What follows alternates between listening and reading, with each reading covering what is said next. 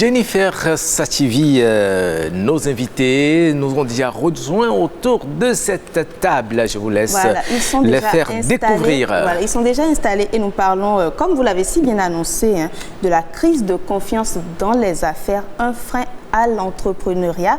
En tout cas, on aura la réponse. Nous avons une entrepreneure sur ce plateau, c'est Madame Francine Toupé Enian-Loko. Bonjour Madame. Bonjour.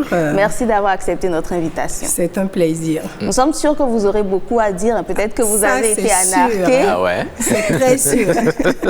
Alors, nous avons également, Roch, un économiste sur le plateau, Monsieur Maxime Jean-Claude Ronyovi. Bonjour à vous également. Bonjour, Madame la journaliste. Merci d'avoir accepté notre invitation. Je vous en prie. Et nous serons... il paraît que les économistes ne se font pas aussi anarqués. Ils sont très prudents, selon la légende populaire. Bon, en tout cas, nous ils allons... ne se font pas anarquer. Oui, ils ne se font pas anarquer. On verra bien. D'accord.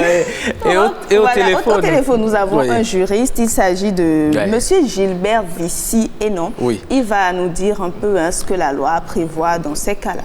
Justement, ce que la loi prévoit lorsque vous êtes dans une situation de crise de confiance, qu'est-ce que la loi prévoit lorsque vous ne voulez pas en arriver à cette étape-là?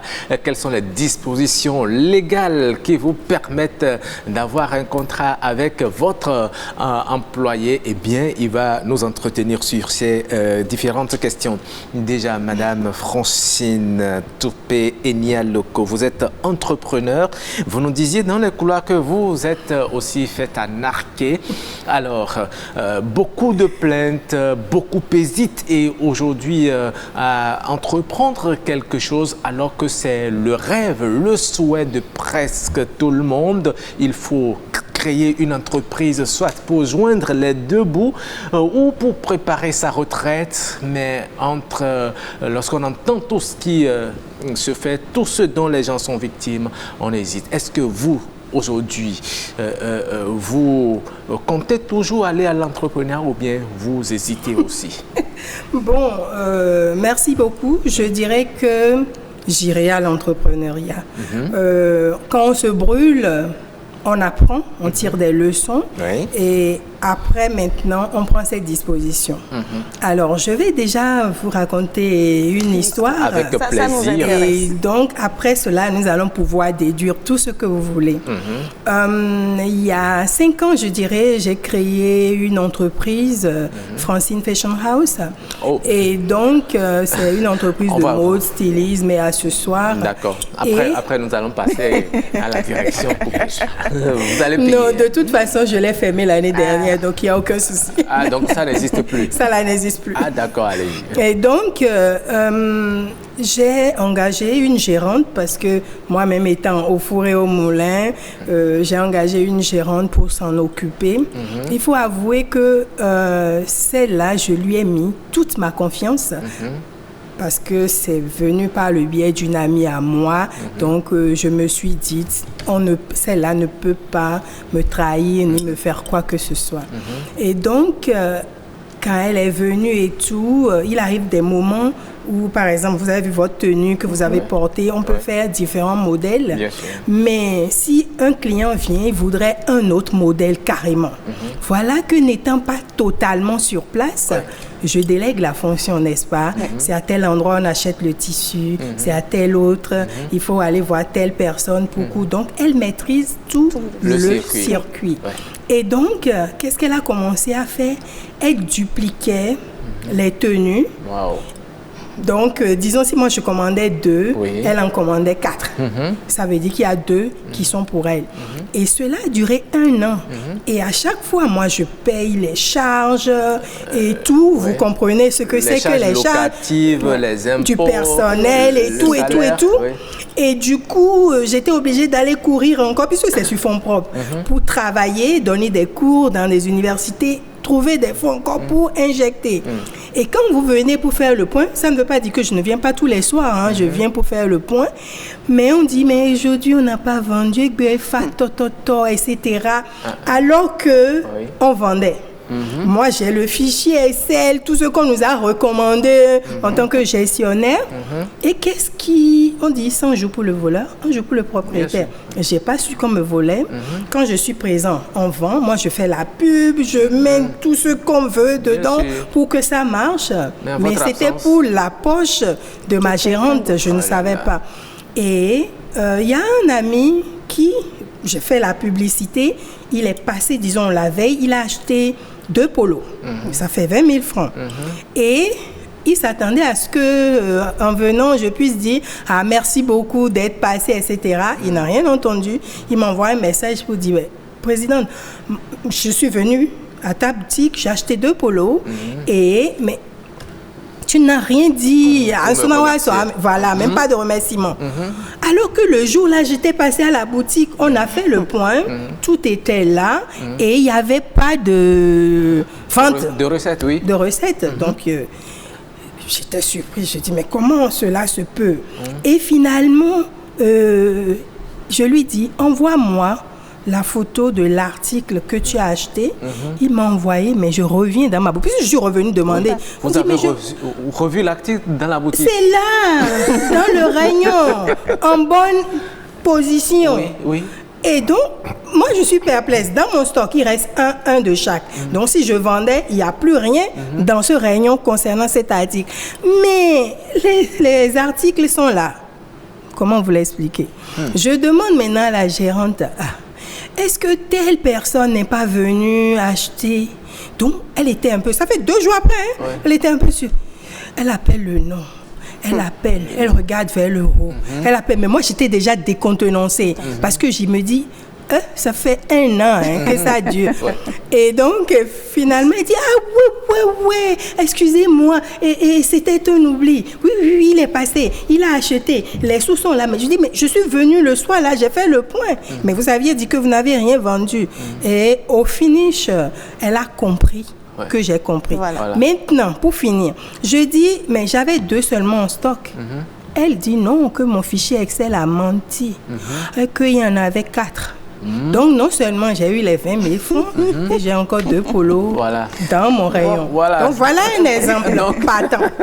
Voilà. Vraiment, franchement, ça fait froid dans le dos, là. Toutes les techniques sont utilisées. Lorsque vous investissez à créer et que quelqu'un doit rester là et se sucrer proprement sur votre dos, est-ce que cela ne décourage pas? Oui, ça décourage. Ça ne peut que décourager. Avant d'aller dans les détails, je dois préciser que j'ai porté les polos de madame. On ne sait pas, tout à l'heure. Dis donc. Je suis venu dans votre boutique parce que j'avais eu votre fille comme étudiante à l'ENIAM qui est venue, donc elle m'avait présenté le polo. Et elle voulait me donner même ça. Et je dis non, je vais l'acheter. Je l'ai acheté, j'ai cherché vos coordonnées sur Facebook et je suis passé. Et vous m'avez aidé à faire des choix. J'en ai offert. Donc, vous devez repartir à l'entrepreneuriat. Vous devez repartir à l'entrepreneuriat parce que... Mais non, maintenant, elle a fermé la boutique. Mais elle va y retourner. Elle va y retourner. Pour se faire gruger encore. Non. Pour une raison simple.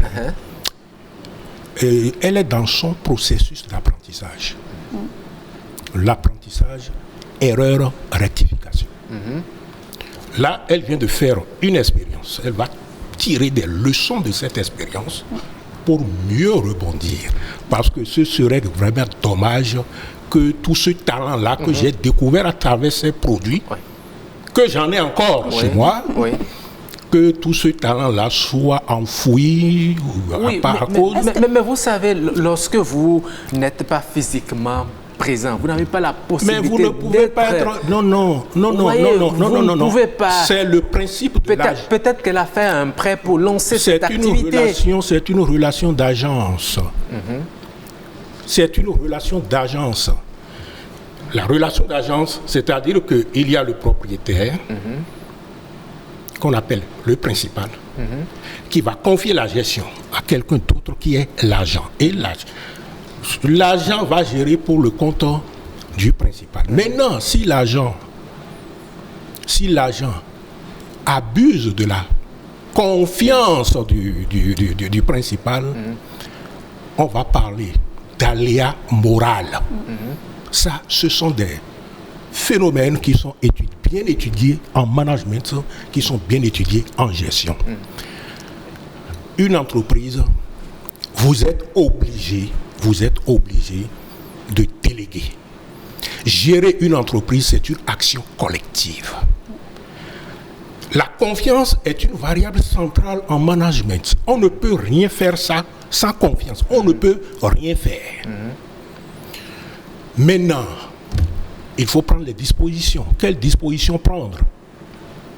Déjà, il y a les tests qui prévoient les sanctions et autres en cas d'abus. Lorsque vous parlez de crise de confiance, j'ai mis sur mon canapé crise de confiance ou bien abus de confiance. Dans le cas de madame, on peut penser que c'est un cas d'abus de confiance. Parce qu'une crise, elle a fait confiance. Et il faut faire confiance. La confiance est très, très étudiée en management parce que on a constaté que c'est une variable centrale. On ne peut rien faire sans confiance. Oui. C'est le principe de la subsidiarité. Vous avez dit que vous avez délégué. Donc, vous déléguez. Maintenant, celui à qui vous avez délégué, c'est à lui, n'est-ce pas, de mériter cette confiance ou ne pas la mériter. Justement, et beaucoup de personnes ne méritent pas cette confiance, d'où la crise de confiance. Lorsque vous voulez lancer une entreprise, vous êtes de façon permanente dans cette crise-là, vous vous demandez qu'est-ce qu'il faut faire. Oui, il y a des mécanismes qui existent. J'ai parlé des tests. Parce que qui dit mécanisme, c'est un ensemble de tests, de règles, tout ça là, qui prévoit tous les cas. Non, s'il vous plaît. Et chacune des parties prenantes. Donc ce sont les tests qui donnent à chacun le droit de faire ce qu'il a à faire. Qui donnent le droit de sanctionner. Qui donne le droit de sanctionner si la personne ne respecte pas les engagements. Mais les tests ne peuvent pas régler tous les problèmes. D'où la nécessité d'avoir de la confiance. Parce que, voyez-vous, la confiance est un lubrifiant social. La confiance est un lubrifiant social. Facilite les relations sociales. La confiance réduit les coûts de transaction.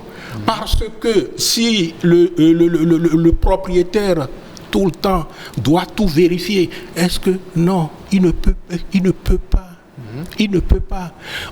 La confiance est incontournable. Et je répète, oui, définition de la confiance. L'une des définitions, c'est remettre quelque chose que vous avez de précieux à quelqu'un d'autre en s'abandonnant à sa bonne foi, à sa bienveillance. Donc il y a une question de bonne foi là. Mais enfant, on dit, mais vous ne pouvez pas savoir. Voilà. Mais ce n'est pas pour ça qu'il ne faut pas le faire. On ne peut rien faire sans confiance. Même dans le couple.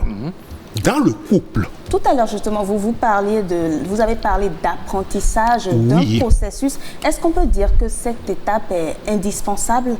Est-ce qu'on peut dire que ces tabus-là, il faut forcément y faire face pour comprendre? Pas forcément, mais c'est une expérience. Chacun a son histoire. Dans ce parcours entrepreneurial, chaque porteur de projet a son histoire. Tout à fait. Mais vous savez, vous parlez des tests. Oui. On est dans comment dit-on, dans une situation où très peu de personnes, lorsqu'on veut se lancer dans son activité, on n'a pas tendance... On n'a pas l'habitude d'aller créer une entreprise formelle. Je prends un exemple. Je veux lancer une ferme.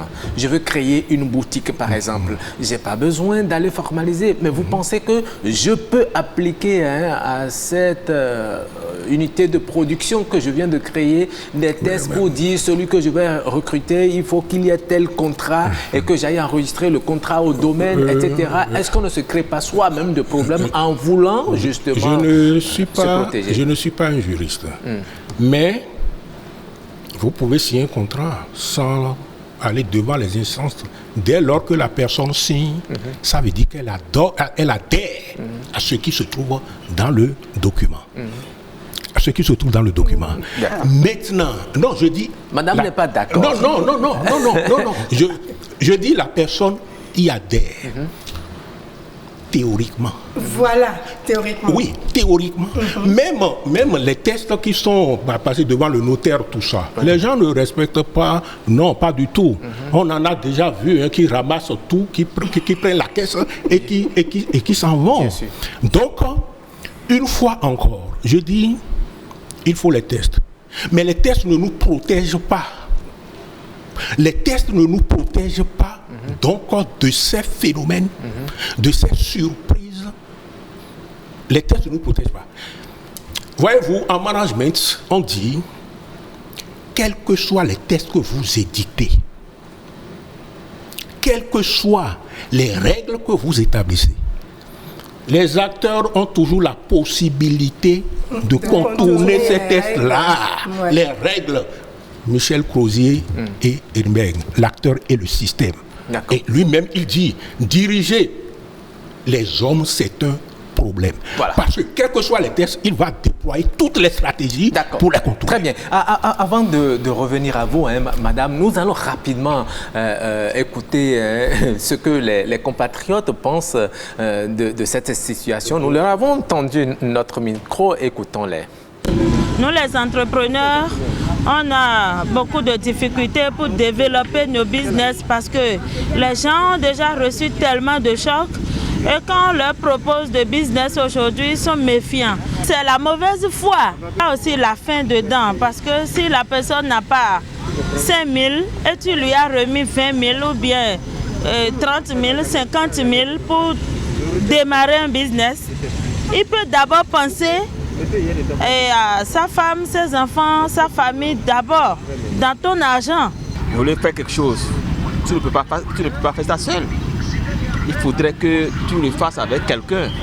Mais aujourd'hui, ça devient, c'est-à-dire autre chose. Et tu es un peu méfiant. Moi, je suis technicien. J'ai mon propre entreprise que je fais, j'essaie de faire ce que je... Mais j'ai compté sur mes collègues, mes amis, mes camarades et autres là, mais c'est la déception totale. C'est la déception totale.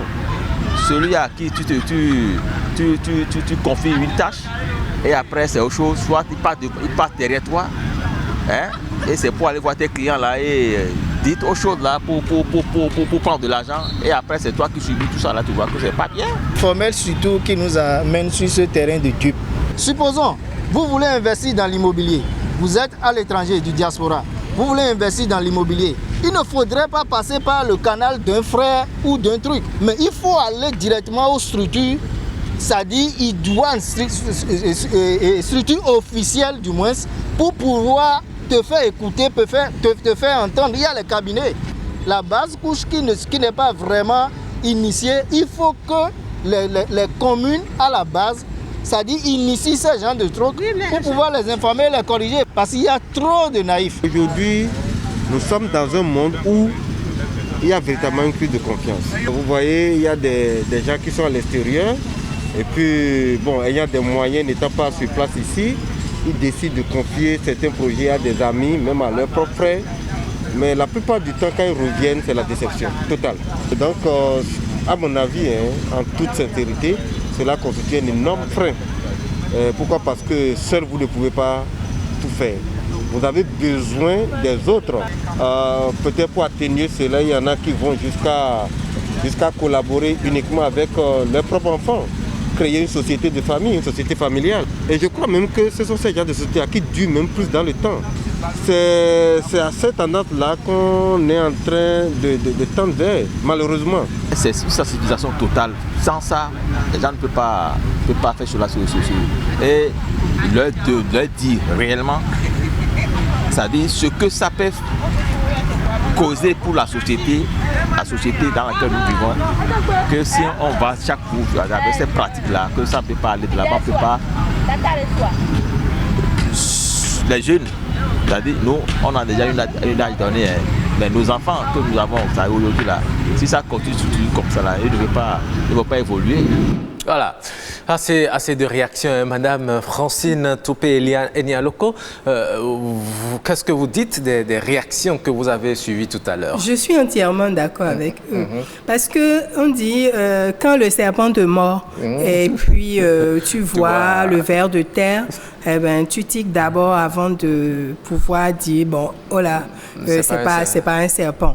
Donc, ces genres de choses, comme l'a dit le monsieur, les abus de confiance répétitifs vous amènent franchement, même si vous avez la bonne volonté et tout, à d'abord baisser un coup les bras, à se dire, mais finalement, moi, je travaille pour les autres. Et donc, il faut que je pense à moi aussi. Bon, malheureusement, on est obligé parfois, après 5 ans quand même, quand tu fais le bilan et tu te rends compte que tu investis plus et puis le résultat, ce n'est pas bien. Ils ont aussi dit quelque chose et j'ai un ami qui a vécu ça. Il est à l'extérieur et puis quand on envoie l'argent aux parents et puis on vous montre des photos d'immeubles bien construits et quand vous voulez descendre maintenant, vous vous rendez compte qu'il n'y avait même pas une parcelle de terre et tout. Donc, tout ça méchant, là, ça. tout doit être basé sur la confiance. Mais la réalité qu'on vit, ce n'est pas encore ça. Donc, ce qui fait que, qu'on le veut ou non, et vous l'aviez dit tantôt, l'homme n'est pas un gombo qu'on peut couper pour savoir l'intérieur, comment c'est. Et du coup, on est obligé d'y aller en se cassant les dents, en les ramassant, en recommençant. Mais c'est pas toujours facile. À des moments donnés, on est essoufflé, on a envie de prendre une pause. Justement, on se demande pendant combien de temps on doit se casser les dents. Comme vous le dites, les populations l'ont dit. Pour beaucoup, c'est un frein, clairement. Monsieur Rongovu. C'est un frein. Ça, il faut le reconnaître, c'est un frein. Voilà. Mais, pour autant, ce n'est pas parce que... non, parfois, on a dit que c'est un frein. Oui. Mais lorsqu'on freine, vous êtes dans un véhicule, vous freinez, et ce n'est pas... Vous freinez, vous ne restez pas sur place. Il faut redémarrer après. Il faut redémarrer. Mais c'est beaucoup d'argent. C'est beaucoup d'argent. Et on dit, en entrepreneuriat... Il y a le profil d'entrepreneur. Nous avons une échelle pour mesurer ces trucs-là. Il y a un item, la persévérance. La persévérance. Et je dis, Madame Enialoko, vous allez reprendre. Non, parce que ce n'est pas... Vous me posez la question combien de fois, mais autant de fois qu'il faudra. Jusqu'à ce que... Jusqu'à ce qu'on atteigne l'objectif qu'on s'est fixé. Lorsque vous êtes entrepreneur, dans le sens, non, il n'y a pas, c'est de la métaphore que j'utilise. Mais si votre nature, c'est d'entreprendre, c'est un peu comme l'histoire de la femme qui accouche et elle a mal, elle dit je ne vais plus jamais recommencer. Mais quelques mois après, vous la voyez encore. Elle y est avec plus de force. Donc, et puis on dit, le plus regrettable, ce n'est pas de tomber, c'est refuser de se relever. Donc, combien de fois vous dites, et ça, c'est beaucoup d'argent. Oui, entreprendre, c'est beaucoup d'argent. Oui, entreprendre, c'est beaucoup d'argent.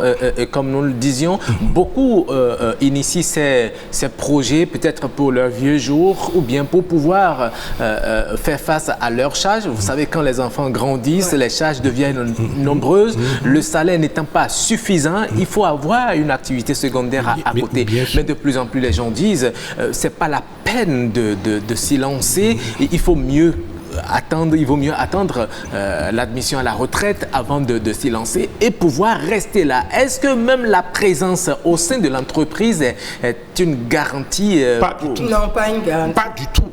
Et je dis, l'être humain, diriger l'homme, l'être humain, c'est un problème. Je dis, même sous vos yeux, il va déployer les stratégies qu'il faut. C'est vrai. Est-ce que ce n'est même pas à ce moment-là qu'il va jouer avec vous? Ça là, ce n'est pas parce que les étiquettes, je n'aime pas trop ça. Les étiquettes, je n'aime pas trop ça, même si nous sommes tentés de reconnaître que c'est une tendance lourde chez nous, mais dans les pays développés, ça existe aussi. L'abus de confiance existe. L'abus des biens sociaux existe. L'abus de ci, l'abus de ça existe. il y a des mécanismes qui existent pour décourager ça. Il y a des success stories chez nous quand même. Ce n'est pas parce qu'il y a des entreprises qui réussissent quand même chez nous. D'accord? Donc, on peut quand même se dire tout espoir n'est pas perdu. Madame Enialouko, vous allez y retourner. Et comme elle, ils sont nombreux. Ils sont nombreux. Ils nous envoient d'ailleurs des messages, nous allons les lire tout à l'heure. Vous allez comprendre. On se demande finalement quelle doit être la solution. Les populations ont dit tout à l'heure, il faut mieux collaborer avec ses proches, avec les membres de sa famille. Est-ce que vous pensez que ça peut, un tant soit peu, assurer la sécurité? Parce que là, il y a le lien de sang, vos intérêts sont les leurs. Oui, si c'est vos enfants, oui. Et peut-être un cousin? Un cousin, une cousine, là, ça devient encore un peu compliqué. Et si c'est l'enfant, par exemple, parce que ce n'est pas des cas qui sont aussi rares que ça, il arrive que ce soit l'enfant qui détourne l'entreprise et qui détourne les fonds pour faire autre chose. Je dirais que ça dépend de l'éducation. Vous aviez vu tout à l'heure, monsieur disait, ma fille, quand elle était ici, c'est elle-même qui prenait des initiatives, qui allait vendre les polos. Elle ne bouffait pas les sous, elle me ramenait. C'est-à-dire le compte était juste, mais elle ne va pas se contenter de ce que fait maman. Elle a aussi sa vision de la vie. Donc quand elle part, j'en souffre. Donc, on est obligé de collaborer avec d'autres. C'est pour ça que je dis, si c'est votre enfant et elle est bien éduquée, elle comprend. On dit, elle sait ce qu'il y a dans le fond de la marmite. Elle ne va pas dire mais il y a certaines personnes qui, si ce n'est pas l'enfant qu'on met à la tête de la gestion de l'entreprise, on dit, bon, je préfère que ce soit un parent, on vous recommande peut-être un cousin ou bien un oncle qui vient s'ériger en votre véritable bourreau. Dans ces conditions, que faut-il faire? Est-ce qu'il faut amener l'affaire à la justice ou bien régler à l'amiable? Parce que c'est la famille. C'est pas possible. Et parfois, vous allez devant la justice, vous n'avez pas gain de cause, c'est avec des gris-gris, on vous pourchasse encore, mais finalement... Je suis d'accord avec vous. C'est pire, je dirais, si vous allez dans ce sens, vous allez chercher, on dit on a besoin des gens, mais les proches, encore cousins, oncles, excusez-moi du peu, quand c'est la famille, on ne peut pas amener ça devant le tribunal. On nous a... les pesanteurs sociaux font que on est obligé de tenir compte de l'environnement. Même des gens qui ne sont pas de votre famille, celle qui m'a volé, etc. Quand j'ai pensé un peu l'envoyer, comme on dit, au Newfla, eh bien, le nombre de coups de fil, vous ne pouvez pas savoir que cette personne a des parents. Donc, aussi proche de vous. Aussi proche. Et tu dis, ah, Francine, tu vas bien? Tu sais, telle personne, au fait, c'est ma nièce. Au moment où elle galérait, on ne les a pas vus. Donc, ça devient compliqué parce que tu vas te dire, bon, compte tenu des relations qui vous lient, si tu amènes cette affaire encore au commissariat ou bien au tribunal, qu'est-ce que ça va donner? Et on laisse tomber, on est perdant. Voilà, on est perdant. Mais finalement, il y a certaines personnes qui pensent qu'au lieu d'investir dans une activité pour laquelle on n'est pas sûr de rester là et surveiller, mieux vaut investir son argent dans, comment dit-on, dans les banques, dans les dépôts, etc., faire des placements financiers, etc. Est-ce que cela participe à la création de l'emploi? Mais non. Mais non. Mais là, c'est au moins rassurant. Non, mais c'est rassurant, mais ça ne contribue pas. On sait que là, on ne va pas vous gruger. Ça ne contribue pas au développement. Ça ne contribue pas du tout au développement du tissu industriel du pays. La création de l'emploi, tout ça, il faut créer de l'entreprise. L'argent, oui, vous faites des placements, ça marche. Ça marche, mais ça dépend aussi de quel type de placement vous faites. Et sinon, ça peut se retourner contre vous. D'accord. Justement, parlons de ces tests. Vous l'avez dit, vous n'êtes pas juriste, mais lorsqu'on signe un contrat en bonne et due forme et que les deux parties sont complètement d'accord, est-ce que vous pensez que ça peut quand même plus protéger que lorsqu'on se sert de sa confiance, tout simplement? Je dis oui. Oui. Et je dis oui. C'est-à-dire que l'écrit doit être incontournable dans cette histoire-là. Le contrat moral, la confiance comme ça c'est de la naïveté. C'est de la naïveté. Oui, voyez-vous, nous sommes dans une société dont l'une des caractéristiques, c'est la relationnalité. C'est ça. À partir de ce moment, et oui, mais est-ce que est-ce qu'en lui demandant de signer un papier, il ne va pas mal le prendre? Mais s'il vaut mieux démarrer comme ça, s'il doit avoir de problèmes, vaut mieux qu'il y ait de problèmes au début. Parce que le sentimentalisme, ça fait partie des mots qui nous tuent. Ici, l'écrit et démarche qualité qui est devenu maintenant un slogan partout, pour toutes les institutions, c'est devenu, n'est-ce pas, un parchemin. Et vous allez voir que l'une des exigences de la démarche qualité, c'est l'écrit. Il faut tout écrire. Il faut tout écrire. C'est pas toujours facile, hein, pour les entrepreneurs, Madame Emilia. Mais non, ce que je voudrais dire, l'écrit ne garantit rien. Mais ça protège quand même un peu plus. Protéger en quoi? Celle dont je parle, on a fait un contrat en bonne et due forme. Et elle a signé. Maintenant, est-ce que ça a empêché qu'elle détourne? Est-ce que j'ai pu prendre des sanctions comme cela se devait, prévu par les textes que nous avons, on a signé tous les deux? Non. Non, c'est une autre dimension de l'affaire. Laquelle? C'est une autre dimension de l'affaire. On aimerait bien. Vous avez demandé si l'écrit l'a empêché de faire ce qui... Ce n'est pas l'écrit qui l'empêche. Mais l'écrit sera utile au moment où vous allez vous retrouver devant justice, les juridictions. Autrement, c'est votre parole contre sa parole. Oui. C'est votre parole contre sa parole. Donc, ce n'est pas... J'ai bien dit que quels que soient les tests, quelles que soient les règles, les gens vont déployer des stratégies pour t'apprendre. Très bien. Mais au moins, il faut lire. Oui, mais on n'arrive pas à l'utiliser. Vous comprenez ce que je dis? Oui. On a produit, on a les tests, mais on n'arrive pas à l'utiliser. À cause de la pression sociale. Mais oui, c'est ça. À cause de la pression sociale, mais là encore, c'est le sentimentalisme. Mais justement, il y a un investissement en cours. Vous avez peut-être fait un prêt quelque part, on vous défalque de l'argent et puis vous allez parler de sentimentalisme. Vous avez parlé de gris-gris tout à l'heure. Oui, il y a ça, effectivement. On a oublié aussi ça. Voyez-vous, c'est une réalité. C'est une réalité, mais ça ne va pas nous empêcher de faire quoi? D'être objectif, d'être dans une certaine mesure rationnel. Ce que vous dites là, moi, mon propre chauffeur est venu me cambrioler à la maison. Quoi? Il est venu me cambrioler à la maison. Vous ne l'avez pas payé? Payer comment? Et comment alors? Bon, mais... Lorsque je l'ai fait arrêter, j'ai mené les enquêtes moi-même, jusqu'à avoir les preuves qu'il faut. Mais quand je l'ai fait arrêter, les pressions dont vous parlez là, mais ça a commencé. Voilà. Ça a commencé. L'ami très proche, qui est comme un frère pour moi, par qui on est passé pour. Je dis, toi aussi, si tu ne sais pas faire, je vais te foutre en prison. Parce que c'est toi qui me l'as cherché. Tout à fait. Le sentimentalisme, il faut mettre ça de côté. Nous allons rapidement lire quelques messages. On a un peu de difficulté à joindre notre juriste au téléphone, mais nous allons lire les messages que nous envoient les téléspectateurs. Il y a Fréjus Asogba qui nous dit ceci. Bonjour à tous, sujet crucial.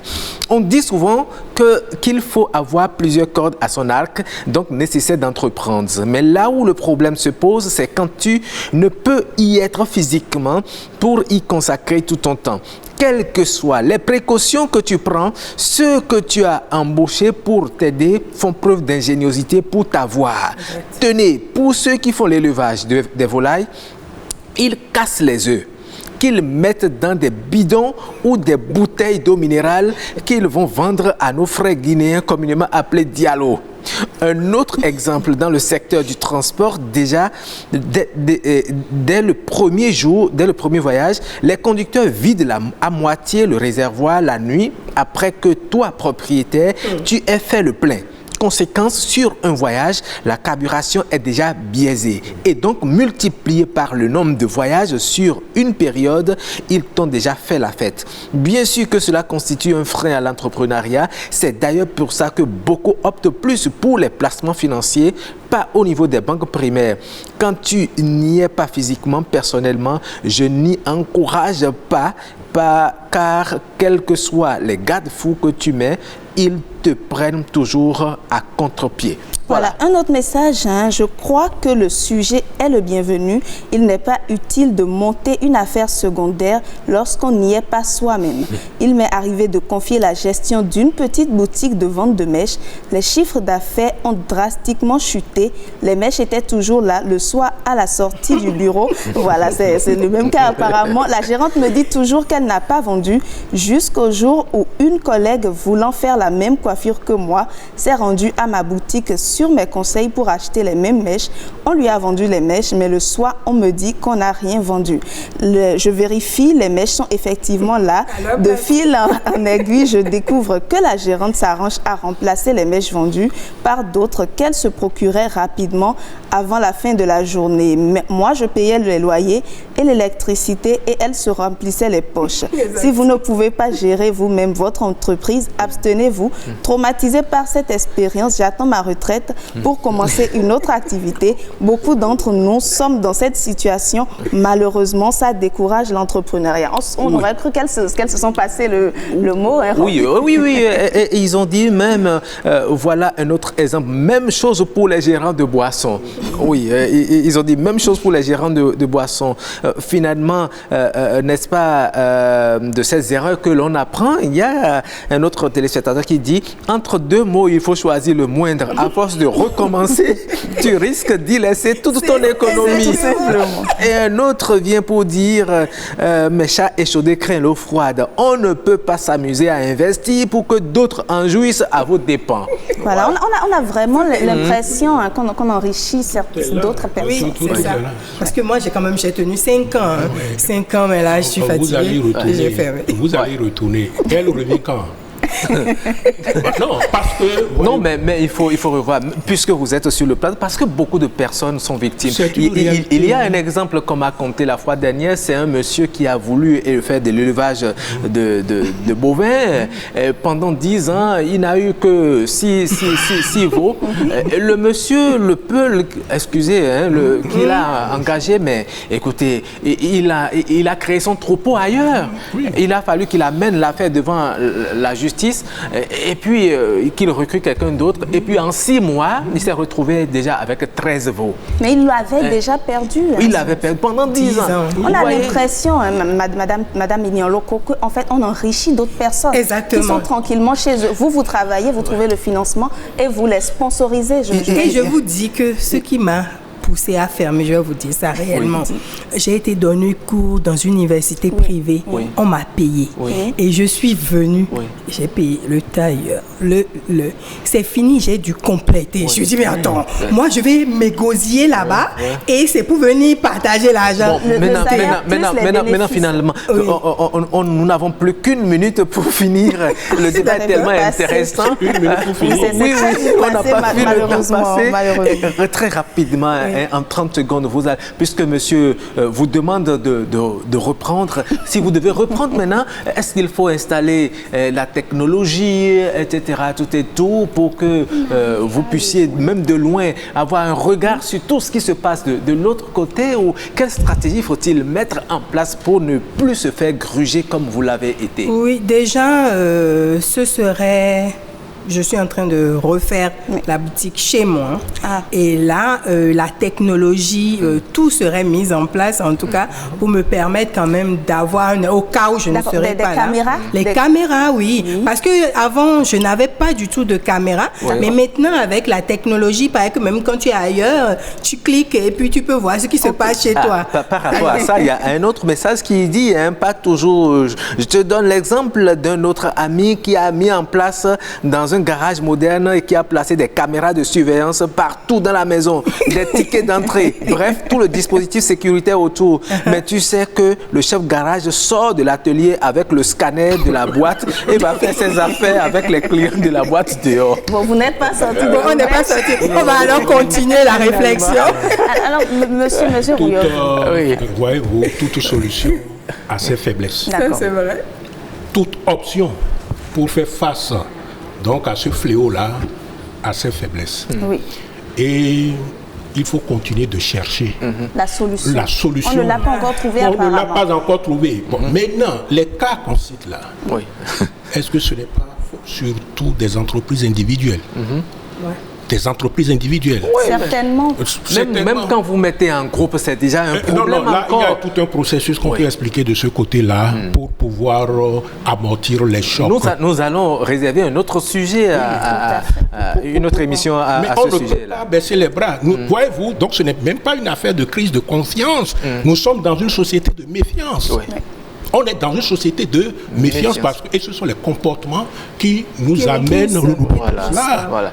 Quand on entend ce que l'autre a vécu, eh bien, il y a par exemple, nous avons des collègues qui la fois dernière, il y a un collègue qui nous a dit qu'il est allé faire un prêt, mais qu'il hésite à entreprendre. Donc l'argent est dans son compte là, il ne sait pas quoi en faire. Parce qu'il ne sait pas ce qu'il attend. Voilà, il craint. Voilà. Mais là, le développement est encore loin. Parce qu'on ne peut pas se développer. Il faut absolument l'entrepreneuriat. Il faut l'entrepreneuriat. Est-ce que ça peut prendre quand même, compte tenu de nos réalités, de ce qu'on rencontre, vous l'avez dit, à l'extérieur, il y a parfois ces cas, mais ici, on a plus l'impression que c'est plus présent, en fait. Oui, c'est plus présent et il faut y travailler. Il faut y travailler. Et il y a le marketing social pour faire évoluer les comportements, mais ça, ce sera sur la durée. D'accord. Mais il faut aussi apprendre à formaliser les entreprises. Formaliser et à soi des mécanismes absolument, il faut formaliser. Oui. D'accord. Et puis être moins sentimental, il vient de le dire. Même si c'est un poulailler que vous le créez. Même si c'est mon papa qui me dit, il ne faut pas l'arrêter, je vais dire, papa, si tu ne sais pas faire, tu vas le suivre. D'accord. Merci beaucoup. Merci beaucoup, chers invités. Nous sommes très heureux de vous avoir eu. Le temps est très vite passé. C'est un sujet important. On n'a pas la prétention d'avoir développé tous les aspects de ce sujet. Nous allons y revenir dans d'autres émissions pour approfondir justement parce que c'est un problème réel de société, un problème économique qui freine justement la résorption du chômage. Merci d'avoir été sur ce plateau. Le débat se poursuit, mesdames et messieurs.